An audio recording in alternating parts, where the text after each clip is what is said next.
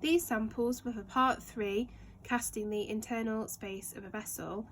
And I've said before that concrete was a really happy discovery. It was a method I'd never considered before using with textiles, and actually I really see it as a textile material, and it was perfect for moulding from a surface but also casting as well. And these were 2 really interesting samples.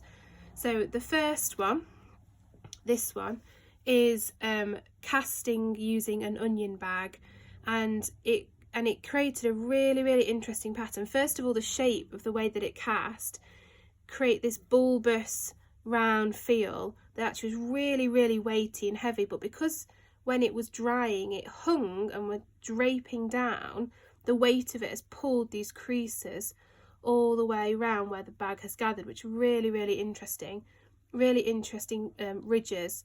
And actually, looking closely, I've got a complete pattern replication of the onion bag, all these little diamond shapes that almost feel quite crumbly to touch, but again really are strong, and it's a very heavy, very weighty sample, but feels quite nice to hold and quite touch because of the shape of it and how round it is. The second sample, which was really interesting, was this one. This again was casting, and I lined the inside of my bag with a really thick yarn and poured the concrete over the top. And again, it was hung, so where it's dried and set, it's replicated the markings of the bag and where the bag's gathered, and created some really nice interesting patterns on the top, and created some really nice gathered patterns here.